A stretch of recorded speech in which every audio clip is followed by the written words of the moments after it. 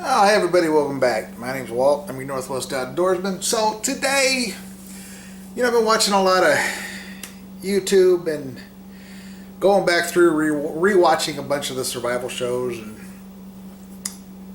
of course, being springtime, you're hearing things about map and compass and getting in the knives again, and first aid kits. Sorry about that clack there, but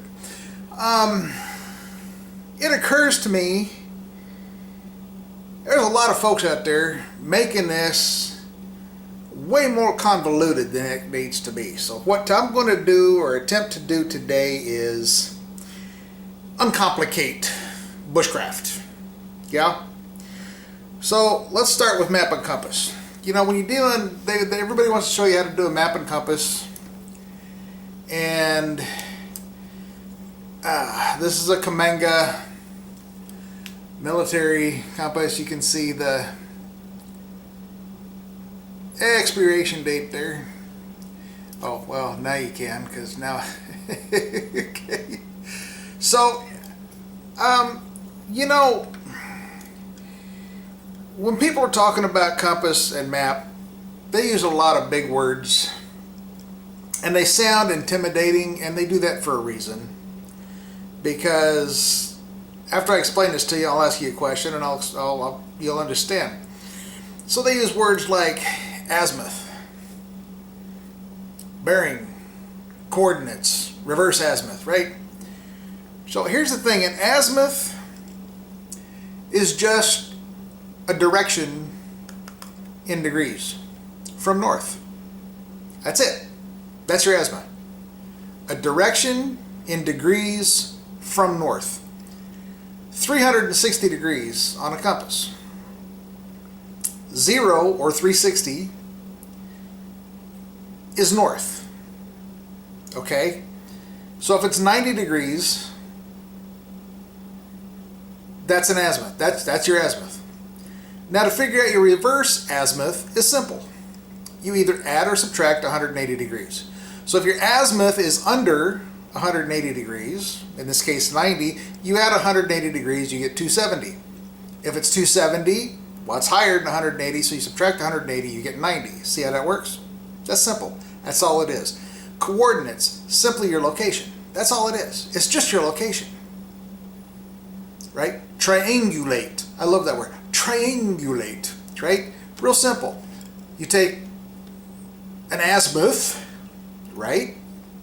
You find your direction in degrees from north to a notable, right, obvious terrain feature, like a mountain peak or a saddle, right? And you shoot your azimuth. That's it.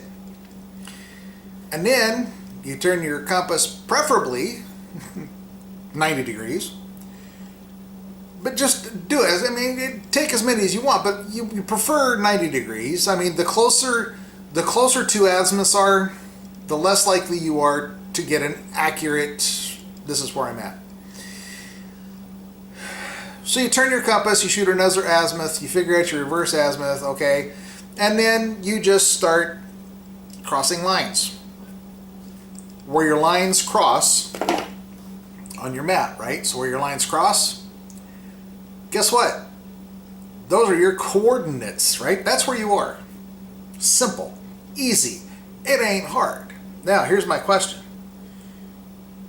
Would you pay me $2,500 to $8,000 to come camp in my backyard for 3 days so I can explain that to you? Probably not. Just saying, right? But that's why they use big words. And the words they use, especially in map reading, it's military terminology, because some overeducated schmuck got paid a lot of money so the military can teach soldiers how to use a map and compass, and it can't be easy because, military, it cannot be easy.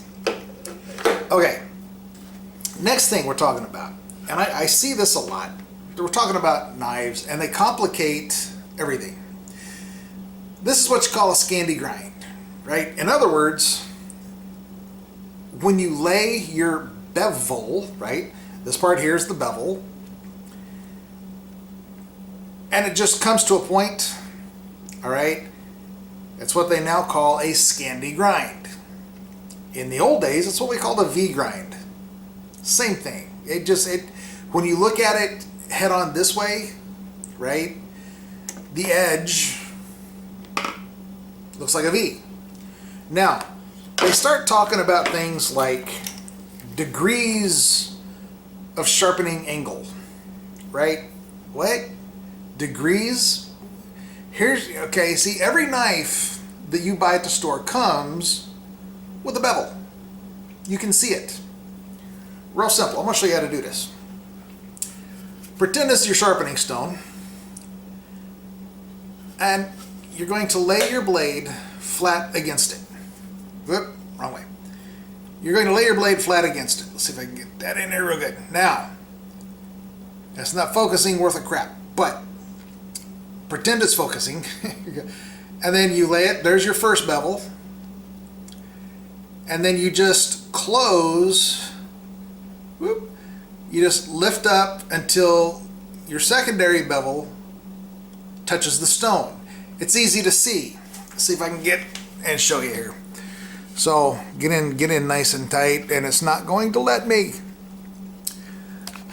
Oh, my camera sucks, y'all. Trying to get the light. Okay. So you lay it down flat on your stone, right? And I'm trying to get it in the light just so you can see it. Anyway, but you want to lay this small bevel where your edge is flat against the stone. How do you know when that's flat? Well, you look. If it's not flat, there'll be a small shadow. Okay, tip it up until the shadow disappears and sharpen. Okay, there's no set standard, right? Pretty much every knife company that makes knives, just go ahead and do whatever. Then they start talking about a modified Scandi grind with a secondary micro bevel. What does this mean? At that point, it means it's no longer a Scandi grind. It means it's just a traditional, regular blade. I mean, following the logic of a modified Scandi grind, that is a Scandi grind.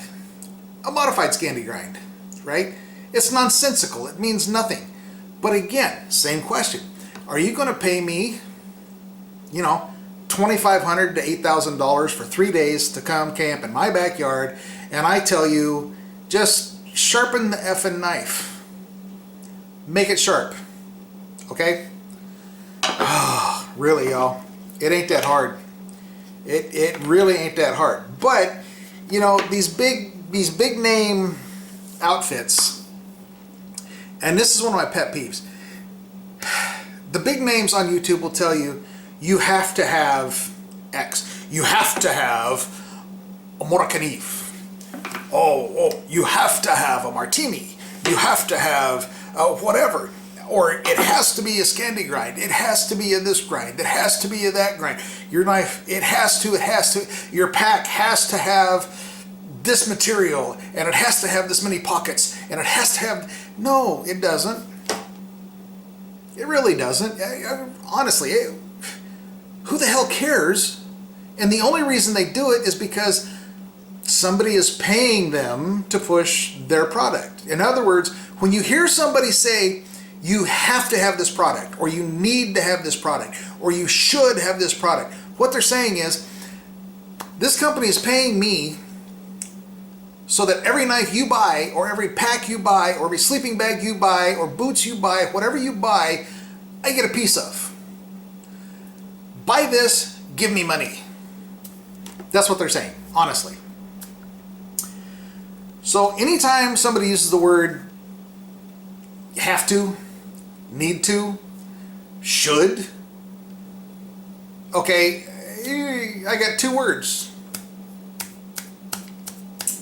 Okay? And it ain't duck to. Okay? You don't have to anything. You don't.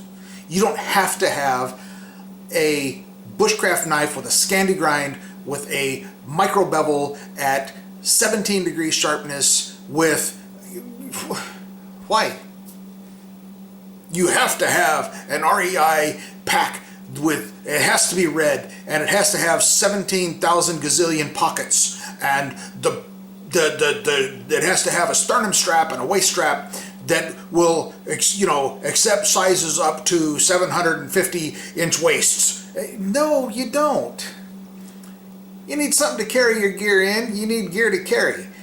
Preferably a knife so you can cut and whittle and whatever else you need to do. A means to start a fire, whether that's a fire rod, a bow drill.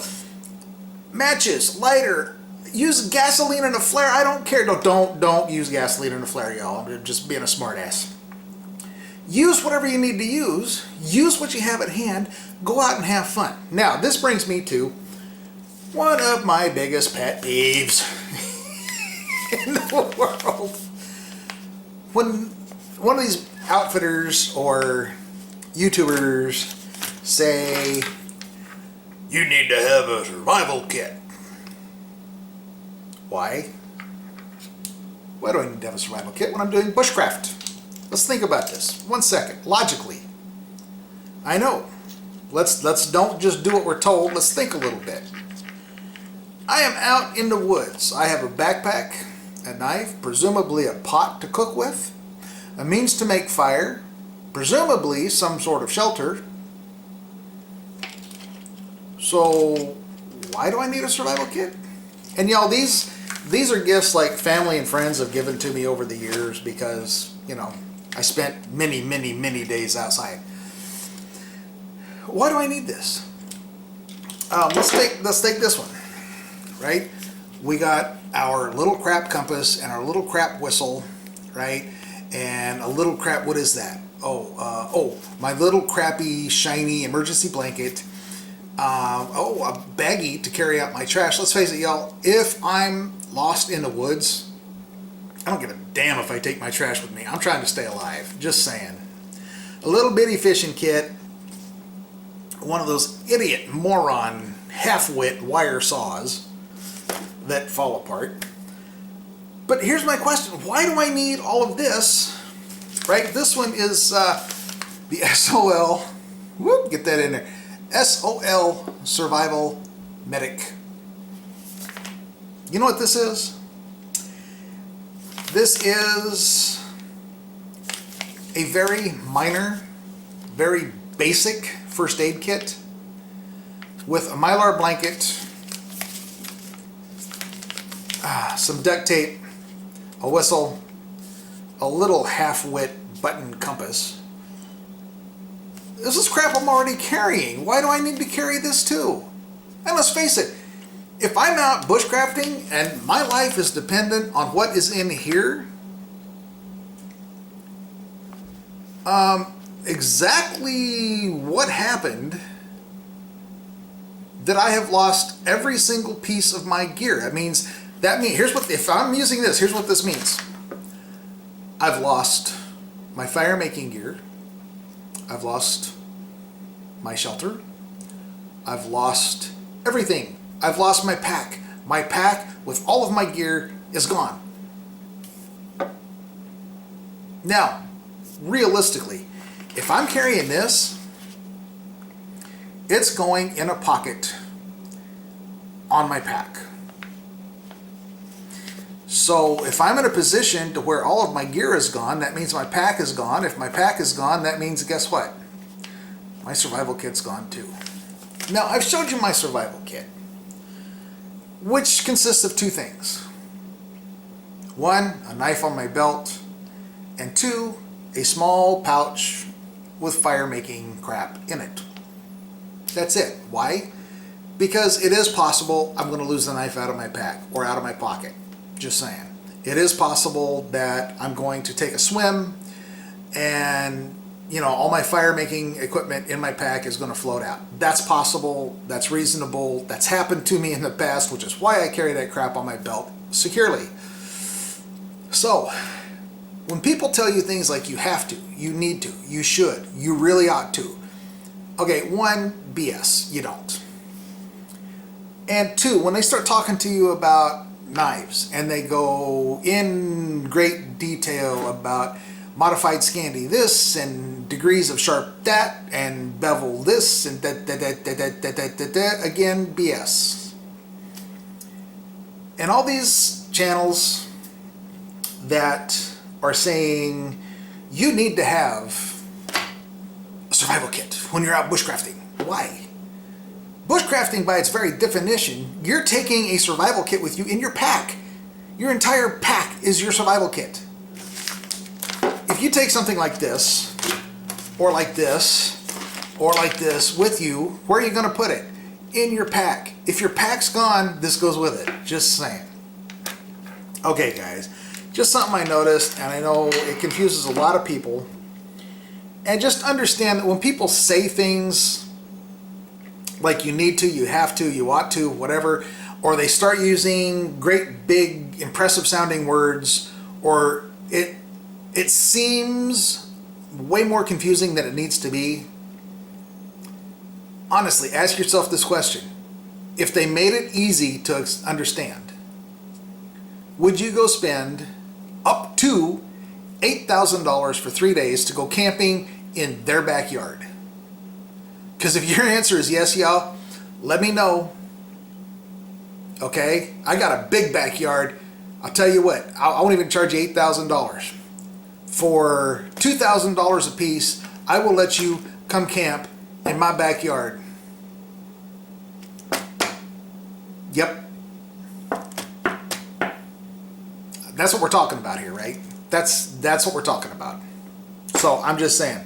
So before anybody gets all excited, you know, especially new people or people that are just getting started and just haven't quite figured everything out yet, right? This is the #1 biggest problem I get when I talk to people just on the street. I don't know how to do a map and compass. I take less than 5 minutes, I explain the entire process to them, and what do you know? Suddenly they can use a map and compass. The whole process takes less than 15 minutes. You know, I might have to correct this or point out that, but what I told you just now for map and compass, that's it. That's the whole thing, right? Find your azimuth or your bearing or your direction in degrees from north, add or subtract 180 degrees. There you go. Just saying. Okay, guys. I know it's simple. Hopefully this is a nice short one because I don't know about y'all, but I'm getting tired of editing 20 and 30 minute videos, and I know y'all are getting tired of watching them. So, till next time, guys, this is Walt. See you later. Bye.